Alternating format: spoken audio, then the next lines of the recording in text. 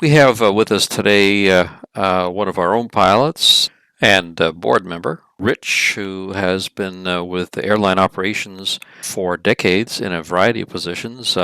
He will be speaking about airport operations, and I'm sure we'll get a lot of good, useful information. After his initial presentation, we'll open it up for questions. So I think with that, Rich, take it away.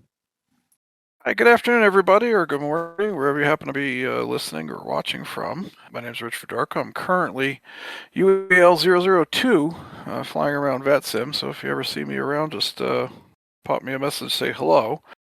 In my position of working at the ramp tower at Denver International Airport, we have a group of 10 or so, are tasked with moving aircraft in and out of the ramp area, which is what they call the non-movement area from the FAA's perspective. From my perspective, it's all movement area because that's all you ever do is move stuff in there. They call it the non-movement area because as far as they're concerned, anything that goes in there is a big black hole. They don't have anything to do with it. They just pass it over to the frequencies, the ramp controller frequencies, and at that point they're out of the ball game. So what will happen is, and I'll do the easy part first, is the airplanes will land and run over from tower, whatever runway they're in, over to ground. And from ground, they'll give them their gate assignments. Then ground will give them their entry point into the ramp area. And if you pull up a 10-9 chart or a Denver Airport chart, Navigaph or AirNav, whatever you like to use, you'll see the largest of the ramp areas have 7 entry points on the east and 7 entry points on the west, 1 through 7 Echo and 1 through 7 Whiskey.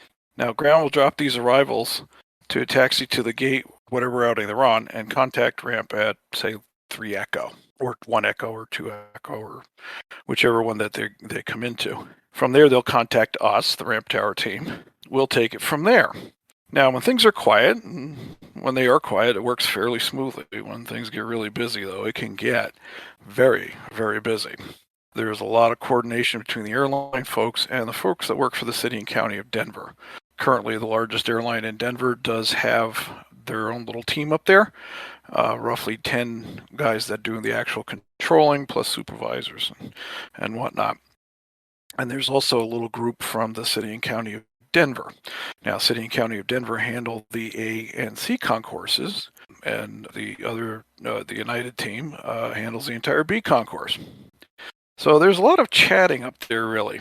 And once you get to do it, and real briefly, as far as the training goes, the training is roughly 6 to 8 weeks of getting the nuts and bolts down. Put it this way, it'll take a year for you to get good at it. That first year is always kind of comical because you'll see people spinning around and twirling and not sure which way the west is or all that kind of stuff. But in about a year or so, you get real comfortable with it. But one of the skills you do pick up is the ability to hear conversations in the background while you're still having a conversation on the radio. It is kind of weird, but you do pick stuff up like that. Happens all the time. I'll be at work, but I'll be talking with somebody, and somebody will say something behind me, and I will pick up that conversation, understand what they're saying, and still be having a conversation with the person in front of me. It's weird how you can split your attention like that. You get to that point where, yeah, you're talking to an airplane and giving them directions on how to either come or go, and a city controller in the background says, I need to take this guy to 6 Echo, and you give him a thumbs up. So you're actually having 2 conversations at the same time. And that's real quick and dirty how we handle arrivals. And we give them instructions very much like a ground controller to their gate, hold for, wait, pass behind, those sort of things into their gates. Now, again, if you look at the JEP chart of the ramp at this point, I'm looking at the 10-9 here off of Navigaph, and you'll see taxiways that are labeled Alpha Alpha, Alpha South, Alpha November, Bravo Sierra, Bravo November, Charlie South, and so on. And the ones that the B concourse folks are primarily concerned with are the Alpha November, Bravo Sierra, Bravo November, and Charlie South taxi lines. You'll also see there's a couple of lines. One says a purple line. This is a green line on either side of the B concourse. Well, we'll get into that in a short bit. But in a normal configuration, other than what the FAA will call a throughput, and we'll get into that in a short bit as well, is it runs in a clockwise motion. So in other words, if you're looking at the chart, the Alpha November line runs east to west. Figure it's kind of a one-way street, east to west. The Bravo Sierra line runs from west to east. And that's how you would handle your arrival and departures, with the exception of that throughput. And again, we'll get back into that in a sec. You can expect your arrivals at Alpha November. The FAA will see their westbound traffic on Alpha November, and the Bravo Sierra line will handle eastbound traffic. In the same vein, westbound traffic moves along Bravo November east to west. Eastbound traffic on the Charlie Sierra line west to east. And that's how the traffic flows generally. Now, throughput, and I'm going to get into departure stuff in a second, but a throughput is basically everything either coming or going on the east side of the airport or the west side of the airport. So if it's just west departures, everything is departing off 25 for winds, or we're in a de-icing situation and things are leaving off the 3-4s, and then that means basically all the arrivals are coming off the east, we can then use those taxi lines as two one-way streets, both heading west. Tricky things happen where airplanes need to go to the hangar, turnarounds for medical issues, any number of oddball things that we need to turn an airplane around or have them go against the flow, and that in itself takes a lot of coordinations. We have to let the FAA know, hey, don't send anybody in at 6 Echo. We've got somebody coming out for the hangar. Then we'll coordinate with the city and the county folks and the airline folks to get that airplane off the east side, basically swimming upstream against the flow. But that's the exception more than the rule. And ditto the same thing for landing on all the west and departing all the east. Everything just works eastbound on both lanes. And they're generally happy to take all that traffic. So that's that part. Moving on to departures, a little more involved. And we'll have a certain number of screens. I generally used about 4. Gate plot, ground radar, that would have the flights there once they turn their transponder on. And you would see not necessarily the ground radar, but a kind of a feed off that ground radar wasn't quite as complicated. It actually had better graphics than a lot of the ground radar, but it would show the airplane's positions. And then we have monitors with sets of cameras. So, I mean, you can't look everywhere at the same time, but I had my cameras set off kind of to the right, like a rear view mirror for the gates that were behind me. Helped with the whiplash trying to look over my shoulder all the time, but I could just take a peek in the cameras and see what was going on. Everybody sets their cameras up differently, and that was just my personal preference. You know, again, just to take a look behind me there and see who was creeping around on my ramp without me having to twirl my head around like some of the new folks would actually do. We would know just from the timeline. There's a scheduled timeline of what the airplanes are preparing to depart, and of course things on time, not until they're not on time, but we would have kind of a mental image on how our day was going to flow. It also shows arrivals, little essentially widgets. So if there's a gap between the departure widget and the arrival widget, you're probably fine, had enough time to move one airplane off and bring the other one back. Now if those widgets overlap, that means you're looking at something of a gate hold. So you'd have to kind of mentally prep to put that arrival airplane in a parking spot. You know, there's any number of parking spots we could use, and we'll get into that in a little bit too for handling these sort of things, that when arrivals come in a little bit early. Anyway, so the departure. So we're looking at our timeline. See that there is a flight to Las Vegas. Flight 123 heading Las Vegas, and he's about ready to depart. And we just kind of switched over recently into a digital system. That's another screen that we have, or another window anyway, where the push request now is done through the ACARs on the airplane and handled digitally. Now, up until that time, we actually did voice pushback clearance. And it was incumbent when we got a pushback clearance, so we would get the call, United 123 ramp tower, looking for push clearance, and they would give us the Blue Mesa departure. I'll just pick one out of the air. I know it's westbound, Blue Mesa departure. And we would, at that point, if the ramp was clear, we took a look out the window, made sure we're checking our blind spots in the rearview mirror and we didn't have anything going on behind the airplane, we would clear the airplane to push. In Denver, they do push straight back. Virtually everything pushes straight back, which helps with sending airplanes east-west or south. And other airports, Los Angeles notably with their kind of blind alleys, have airplanes tailed. You'll have airplanes pushed on active taxiways. You'll have airplanes, let's say they're coming out of the 71 gates, pushed back and then pulled forward almost to the south end of the ramp area there. But in Denver, fairly simple, just a straight back push. They would give us the option, or gives us the option, or luxury, I should say, of turning the airplane left or right, depending on what's happening on either side. So airplane starts pushing back, starts spooling up while they're doing their checklists and doing their start procedure. We would take a glance. Now there's another large screen at the top of the board with all of the SIDs on board. And the SIDs, depending on the runway configuration the FAA has selected for that day or situation, that would be their runway assignment. We would look up and find the Rocky Blue Mesa departure. And we would see that, okay, today they're going to start rolling off of on 25, which then tells me he needs to go west. So some controllers would jot that down. Some controllers would have sheets of paper with flight numbers and all that sort of thing. I basically kept it in my head. After a while, you get enough experience up there where, you know, flights to Las Vegas, unless something strange is going on, notably thunderstorms, winter storms, high winds, something out of the ordinary, most Las Vegas departures are almost always Blue Mesa. Working Las Vegas, Blue Mesa departure, west off the ramp. Okay. Now, eventually you get your little timer in your head, your egg timer in your head, and say, okay, he's about ready to turn out. So you start anticipating that he needs to move off the ramp to the west. Now let's just pick a gate and say he's off of B44.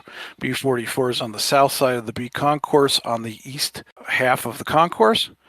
So United Flight 123 ready for taxi. I give him 123, a left or right turn, whatever works best for you. Taxi 2, what would be 3 Whiskey via Alpha November. Give way to the eastbound 777 off the left side. And that would be his instructions to start heading out west towards the 3 Whiskey mark. We used to say at 3 Whiskey ground, 0.9, whatever. They kind of took that out of the lexicon, and it should be in the manuals as kind of understood that when you get to 3 Whiskey, head over to ground at that point. But it does shorten up the verbiage a bit. And you get roughly 90, 95 departures in peak hours out there, plus your arrivals. Split that over, let's say, at half, roughly, north side and south side.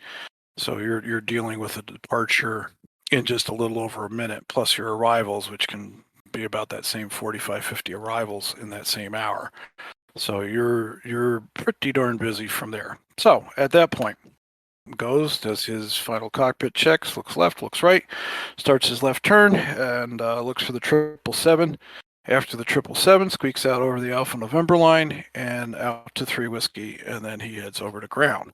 From ground, they take care of it from there. He's off the non-movement area, and off he goes. So that's the quick and dirty version of how it's done up there. There's a few other places, and Denver's kind of a lot like let's say Atlanta, even though we don't have 18 concourses over there, but kind of Atlanta, where it's more a flow through than anything. That's the upside. The downside is most other airports in this country are built around horseshoes and one way in, one way out sort of thing. Now, ancient enough to be a Stapleton holdover and having to coordinate airplanes into the area between the B and C concourses, which essentially was a very large horseshoe. It was just very U-shaped. So airplanes had to come and go with a high level of coordination because one side was United, the other side was Continental, and United was operating on their controllers and the Continental side was operating on their controllers. So, and we weren't in the same room. So there was a lot of time spent on the phone back and forth. Hey, I've got this guy needs to leave, this guy needs to come in, I've got a medical on this one, all sorts of things. So it's very much like it's done in Los Angeles. Chicago is a semi flow through. From what I remember with Chicago, the controllers the FAA will set whether they want to go, I think, south side or north side. And it's always a flow through. So they will flow into, from the around the B4 area, those gates in there, and head north towards, say, B18 on upward, or the opposite direction. But it's always kind of a one-way thing, so that when they have departures, it all flows one way or the other. But that's about as close as you get to it. Newark is a series of essentially horseshoes and U-turns. So that's a high level of coordination. They do a ton of towing in Newark because of the international departures. So you're throwing that into the mix. You can't just account for your scheduled departures. They're moving airplanes constantly in Newark. So you have that sort of thing to contend with as well. We do have some tows and move-offs. Certainly the international arrivals over at Concourse A eventually work themselves over to Concourse B, and that's, again, a coordination with the city. Airplanes moving back and forth from the hangar as well, but nothing on the level of Newark. Washington Dulles, the last I understood with Dulles, it's almost all automated as far as I'm aware. It's an automated pushback call, just like they've started in Denver. They do the pushback, and then when they get it or they're ready to taxi, they just head right over the FAA at that point. But it is something of a flow through concourse with open east and west areas. Just a matter of sending them off to the FAA, and then the FAA can do whatever they like with them. Houston has a bunch of short kind of U-shaped areas, but the controllers over in Houston have also ramp turnover spots. If you actually pull the JEP chart up on Houston, you can see them on the north side of the airport. And at basically the taxiway entrances there, and the same type of thing. We handle the aircraft and then turn it over to the FAA at a certain spot. On the south side of the Houston terminals, they have a little more room to work with. They have points where they will taxi the airplane east past the kind of the access road that kind of goes by the Marriott, if you know what I'm looking at, if you've ever been to Houston. And then we line them up in virtual rack and have a transfer spot there, and then the FAA picks them up from there. So that's the general hub setup, and specifically what happens in Denver. Now, you get, as I mentioned before, the widgets on your gate board that are overlapping that tells you have a gate hold. Well, the FAA cares not about your gate hold. Cares not about your gate hold, and I say that in jest, but they sort of do. They'll know things are going really south with de-icing and things like that, and they will pitch in and help when they have to, but they're not really designed to do that. They're designed to send it over to the non-movement area, and it's your bailiwick over there. So anyway, and what you need to do is if you have a short hold or something like that, you can just hold the airplane on the taxi line and work around it. There are a purple line, green line, couple of green lines that are auxiliary taxi lines. They're not specifically named, but they are on the charts. You'll see them in the JEP charts if you pull it. And we can, if we have an airplane that's on a gate for another 45 minutes or an hour, we can put that airplane that's waiting for the gate behind the airplane at the gate that's not going to be used for a little while, and store the airplane there. If things get really hairy, we move the airplanes over to the de-ice pads, presuming the de-ice pads aren't being used. Move the airplanes over to the de-ice pads and have them assign them a spot on the de-ice pads, and they will wait there until their gate is available, and then we just work them right back in. So a lot of moving parts when things get very busy. When the weather gets to be an issue, then you've got some real adversity going on. In Denver specifically, we have a kind of an odd phenomenon where, well, it's not even odd. It's thunderstorms. It's a common phenomenon, but we're in the land where they germinate, where they all start. Chicago gets them after they're big and huge and 120 miles across and just basically shuts down the entire area. We get them when they germinate. So they are relatively small cells, can be anywhere from 4 to 12 miles wide, which impact specific areas. Now, the upside is we have a Doppler radar up there that we can utilize and kind of keep an eye on them. And inevitably, about 4 o'clock on a hot summer day, you'll see the little green patches start to germinate over the mountains. keep an eye on them, and then we'll see which way they track. And if they track south and they're well south, then usually not a problem. If they start tracking to the northeast and basically towards the airport and towards the final approach fixes, you're going to have a problem in some way or fashion. I'm not a meteorologist, and I don't play one on TV, but I've been up there long enough to know that as these storms develop and the cells intensify, you get that rush in front of the storm where the wind blows the microburst, but the microburst pushes the wind out in front of the cell. Then you get the cell come over the top, pretty much exactly just swirling ugly winds right over the top of you. And then as the cell moves away, you get that downburst, the microburst of the wind blowing in away from the cell. That's the bad news. The worst news is certainly understand airplanes like to take off into the wind. That usually means you're taking off into a cell. So that's not really a good way to handle that. I've been working when the cells come and they move from west to east or southwest to northeast generally. So we'll all be lined up for 2-5 because that's the way the wind's coming, because that's where the cell's coming from. And then once the cell gets too close, well, they shut off departures. Usually we'll wait out until that cell comes all the way over the top of the field. And then now your wind is coming out of the east because that's where the cell's from. So then they've got to turn everybody around. And let's say, let's go from 2-5, let's start sending everybody off runway 8. Or if we're lucky, it'll be the 3-4s, and then we don't have to deal with them. But if it's going to be runway 8, then they send all of those airplanes, and there can be 20 of them, all the way back through the ramp.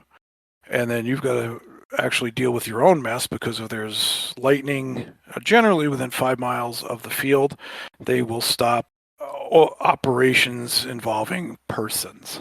If you're driving a vehicle or something like that, that's usually allowed. Jetways are allowed. We have a truck that will park airplanes that has a light system that can park airplanes down the lines without having to have a set of guidemen there. They're authorized to do that. But anything where there are 2 feet on the ground, that's no longer allowed. So we have to wait for all that to happen.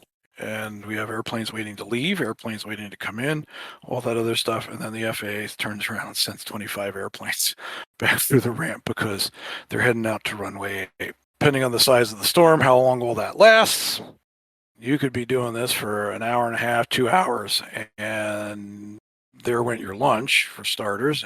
It kind of sets the tone for the day. Do that a few times a week in the height of the storm season. You can get pretty burned out on it. There's no two ways about it. It's like, oof, I don't want to do this again. But it happens. And you deal with it, and you move on and go from there. Every once in a while, you get an interesting customer come sailing through. The C-17s, military every once in a while. C-5A during Christmas, we do get a lot of cargo 47s. UPS, Western Global, Polar, DHL. You'll get some oddball cargo guys heading through the ramp, and they're always fun to watch. Once in a while, Air Force One will come sailing in, which is never a thrill because they wind up basically shutting things off for the entire airport. The general complaint about Denver is, and this always kind of is a head scratcher to me, they have more runways than most airports have. They don't have another major airport for nearly 600 miles, which would be Salt Lake City to the west. Omaha, if you want to count that off to the east as a major airport. And Colorado Springs has relatively very light traffic, so that's not really a big issue. But just because of the FAA using it as a training center, a lot of guys that are coming out of Oklahoma City for their training do a stint in Denver, which is kind of odd because you don't really hear the same controllers for very long anyway. And they do use it for training, for tower training, partly because the airport is so simple.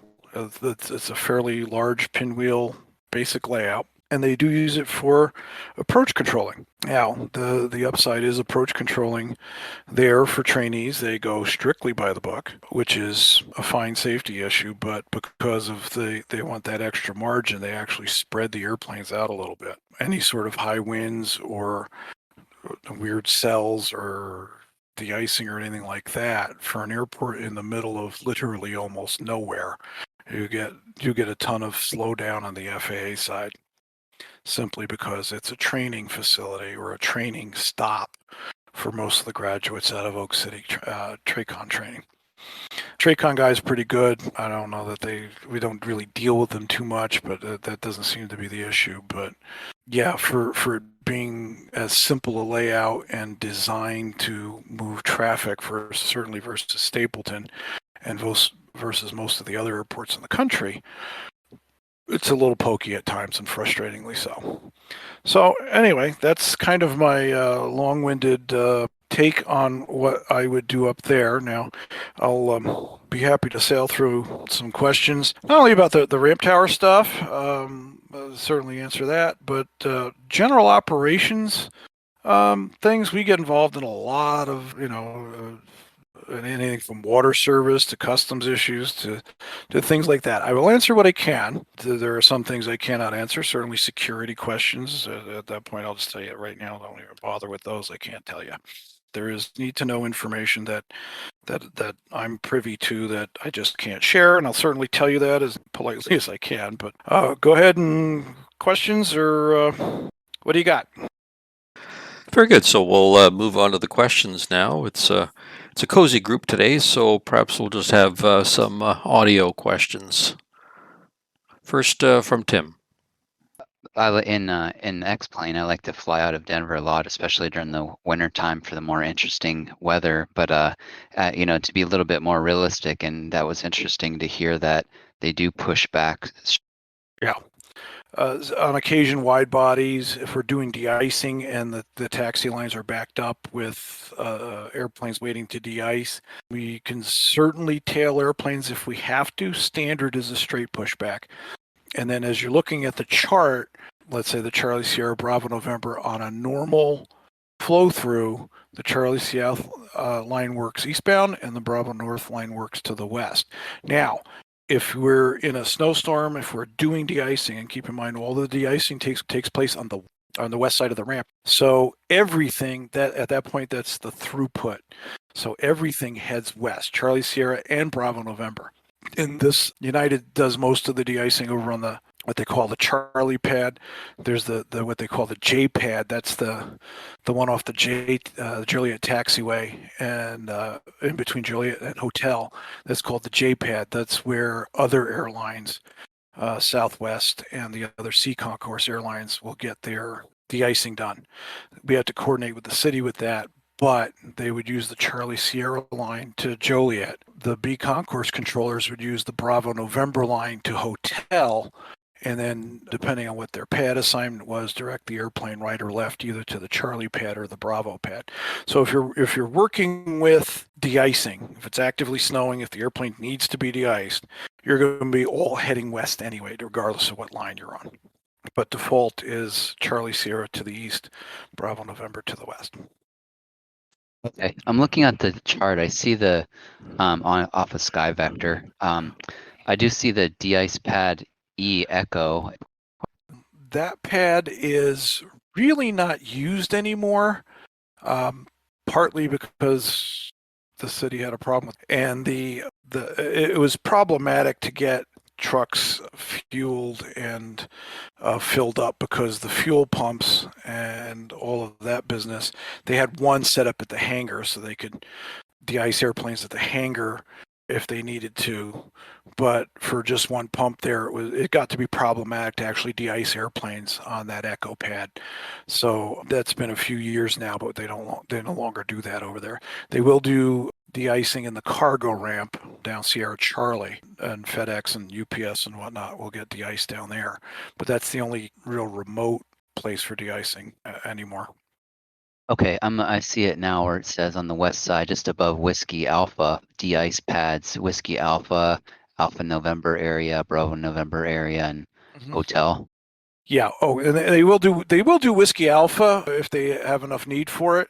That they've done, and that's a relatively new pad. It's probably 5, maybe 6 years old. They put that pad out there, and they will do that. But they prefer the A, B, C, and J pads as primary pads. Partly because they do run a lot of departures off 3-4 right at that point, so then they don't have to run the long way around. If they know they're going to be 3-4 left, they can send them out to the Whiskey Alpha pad. Yeah, that echo pad not really used very much, or not used at all anyway for de-icing. I'm sorry, you said the primary de-icing pads were which ones? Are still the A, B, C, and J pads, the ones that are just directly west of the concourses. The Whiskey Alpha, like I said, it's doable. They can set it up if it's one of those really tough storms. But again, because it's kind of remote, they don't like running the trucks up and down taxiways and things like that to get refilled. The refill pumps are basically at the end of the concourses.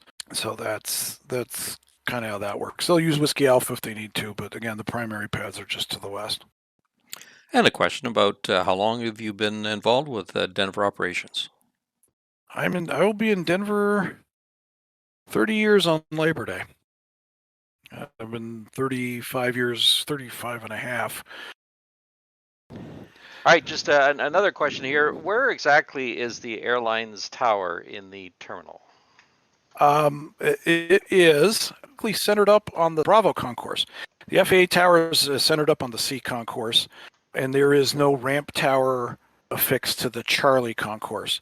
All three concourses are run from the towers centrally located on the B concourse. It sticks out like a sore thumb. It's about half, or a little less than half the height of the FAA tower. Now you'll also notice there is a tower on the A concourse that is Frontier Operations. They run their general operations office from that tower. The original thought was to have A controllers and B controllers, but then somewhere in the design phase, they're like, well, we could just run it all, and with the cameras the way they are now, they just run everything from the B. But that's where we are, right centered up in the B concourse. Very good. And question about contract issues and wages. Yeah, as far as starting pay, it depends on where you go. There are a number of, like any other airline, locations that are served by a vendor. Whether it's Menzies a lot, sometimes it's Delta Ground Services. Believe it or not, Delta actually handles United operations in some cities. Menzies for the most part, and other vendors. They can set their pay rates at whatever they like, or essentially whatever they can get away with. If you're looking at any of the hubs, most of the major cities, Phoenix, Vegas, Portland, Seattle, Newark, Philadelphia, Boston, most of the bigger cities are still represented by the IAM. Those pay rates you can find easy enough. It's on www.iam.org. Look for the United Airlines contract. It comes up in a PDF. You can scroll through and find out what the starting pay rates are for the union folks. If you're, depending on the location, if you would be working for a vendor, they can set whatever rates they feel are appropriate. Okay, I wasn't aware that they third-party contracted out for United, ground crew. Yeah, on a lot of, I know the family in Oklahoma City, and I want to say G2 is our ground handler, and they may actually be the vendor. The tricky part is the ramp. You usually see they have a Menzies uniform or something like that. The customer service folks are required to wear a United uniform, so you're never really 100% sure. In that United contract will detail what cities are, let's say, customer service for the IAM, and you'd have to think other ones are not. I know Columbus, Ohio went to a vendor both upstairs and downstairs, so they're all vendor services. It's an economic decision. I'm not going to get too deep into that, and it's done everywhere. Delta Ground Services probably handles more cities for Delta than Delta does. And that's kind of weird, but it's the way it is. American actually almost started the trend when they had their subsidiary of AMR. They were a fixed-based operator and a vendor, and they handle a lot of stuff for things. So it's pretty prevalent in the industry, especially in smaller cities. Most of the larger hubs and larger cities, if they're union, they probably are still union. All of Hawaii is union. Just off the top of my head with United. If you have a specific location, I can kind of give you a feel for it. But places like Omaha, Lincoln, Nebraska, things like that may very well not be. In Denver, the only third-party vendor we use is for freight handling, and I believe that's Swissport. So if you're actually working in the freight facility, you'd be a vendor. Everywhere else, the ramp services, including the people that take the freight back and forth, should couch that a little bit. The other vendor is G2. They handle the aircraft cleaning. After that, everybody else is a direct United employee. And a question about de-icing procedures and facilities. With regards to de-icing, and you probably, you say you have a view out of that central ramp control tower. Mm-hmm. Yeah, we have that, and we have the advent of really nice high-def cameras. They added about 200 cameras all over the place. So between what we see out the tower and what we can get on the cameras, we've got pretty good coverage everywhere. And a question about the time required for icing procedures. Right. Once to the pad, and generalities. And again, there's two big types of de-ice fluid. There's type 1 and type 4. Type 1, let's just pick an Airbus out of the hat. Type 1 with an Airbus, you can get 20 minutes, maybe if you've got a crew that knows what they're doing and pretty coordinated, you can do it pretty quick. It's essentially a rinse off. If you have to go type 4 and actually remove stuff and it's goo, you're going to spray goo all over the airplane, you're looking at 35 minutes plus. 777s, type 1, half an hour. Type 4, 45 minutes or so. It's about it can take quite a while, because when you have to type 4, you basically have to do the entire airplane. And type 1, again, it's just kind of a rinse off, control surfaces, top of the wings, and the tailplane stuff for the most part. So it depends a little bit on what the exact service is. They have a formula of snowfall, the amount of moisture in the snowfall, the temperature for sure, and that sort of thing, whether you're going type 1 or type 4. Usually anything a little more than heavy frost goes type 4. Pilots just like to play it safe, and that's absolutely understandable. So as a passenger on an airplane, for example, let's say I'm leaving Denver out of the gate and the airplane pushes back. So, it's, I guess, correct me if I'm wrong, but it's considered an on-time departure then if they push back at their gate time, even though we have to go to de-icing pad in like 35 minutes plus? Yeah, it would be. Well, let's put it this way. Most airlines in the winter will pad schedules. Let's just pick from Denver, Las Vegas for that matter. If you look on the schedule now, Denver, Las Vegas, they give probably about let's say an hour and 45 minutes from gate to gate. Leave at 9 a.m. You're going to get to Vegas at 9:45 in the morning. If you start looking at the winter schedules, they pad them probably about 20 minutes or so. You'll see that flight time go up from about an hour and 45 minutes to just around 2 hours, 2 hours and 5, 2 hours and 10 sometimes. They can't predict the weather every day, but they know it's going to happen. So the schedule gets padded a bit, which helps with some connections to get into full de-ice and in the middle of a deep de-ice day and heavy snow. A lot of airlines, and this is not endemic to any one of them, will just start canceling flights. That's just sort of the way that goes. If they know control centers, whether it's in Chicago or Atlanta or Dallas or Houston or anywhere else, if they see that there's something that they don't think they can handle, they will just start canceling flights outright. But gone are the days where we would try to tough out big long schedules with hour and a half, 2 hour de-ice times. They just don't deal with it anymore. And I've just got a thought. You, I'm sure, have collected many humorous tales through the years. Any come to mind that you wish to share? Trying to sort through one that I could actually say on the air. Put it this way: the group up there,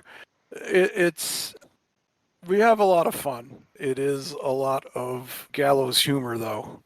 There's one guy that worked for the city that anytime we went to full de-ice and he would go on Spotify or whatever, he would start playing the theme for the Titanic, and we all got a good laugh out of that because that was we knew we were heading downhill from there. But yeah, all sorts of different stuff. You get pilots that are real helpful and real cooperative. You get pilots that are sometimes not. You know, your other right. You know, all that kind of stuff. Just some of us are known by our kind of little catchphrases. We try to stick with as much FAA protocol and verbiage as we can, but it's not an FAA area, and well, they know it. So it's sashay over or that sort of thing. A little more relaxed. Yeah, a little more relaxed.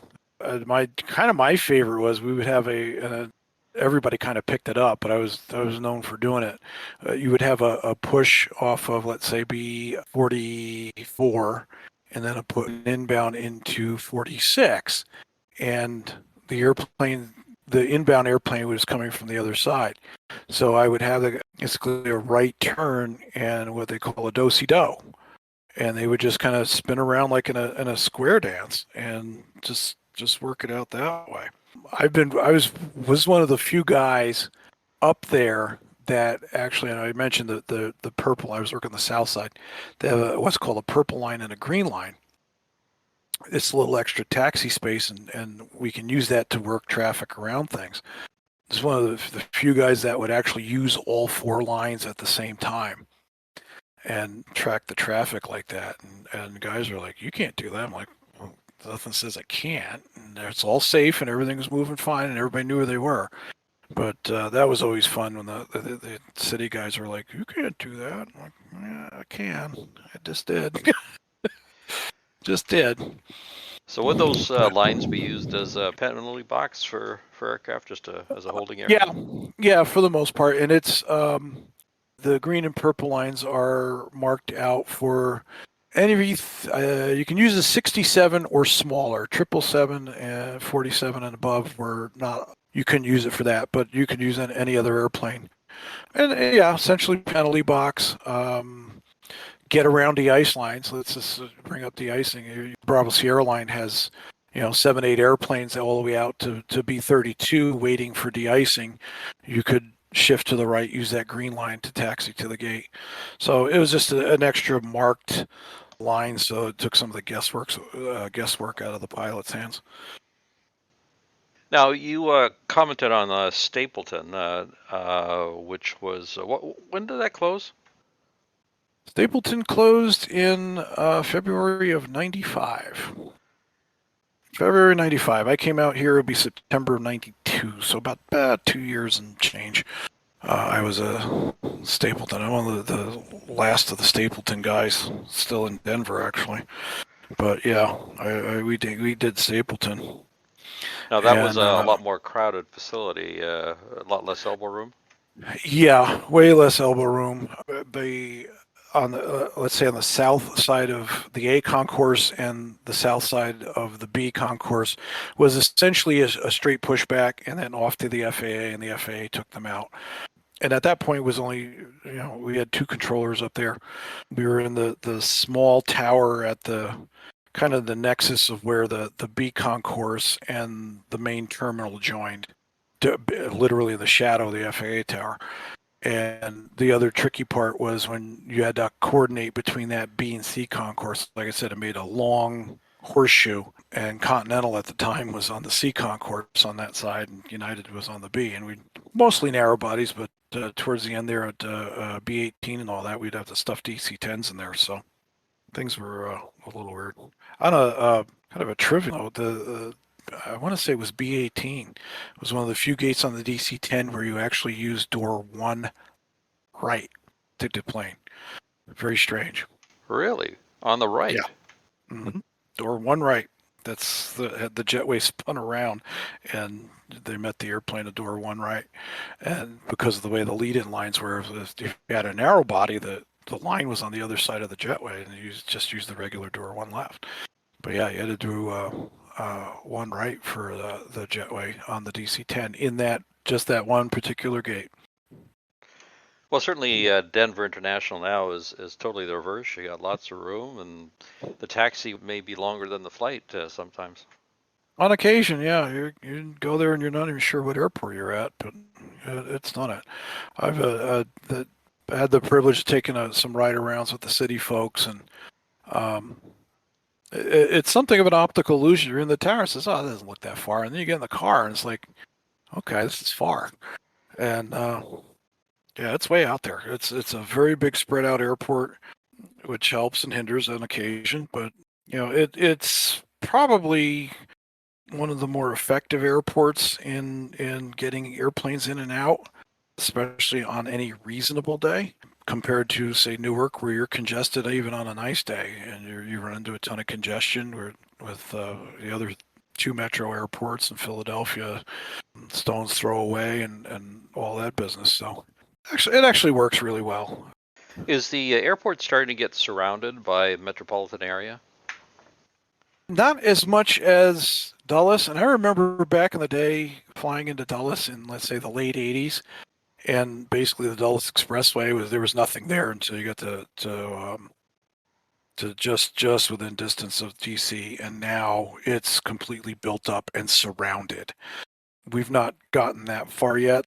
It took a long time to even get some hotels in the area. The Westin that's on the property is only there about 5 years or so, roughly. There's a Gaylord hotel that they built about 3 years ago, and only in the last within 5 to 7 years have actually been airport hotels there.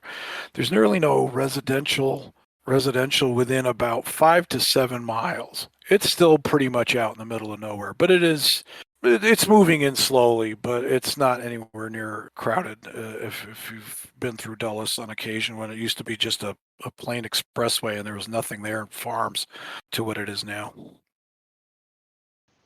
I'm pleased now to include a special bonus for the recorded version of this talk.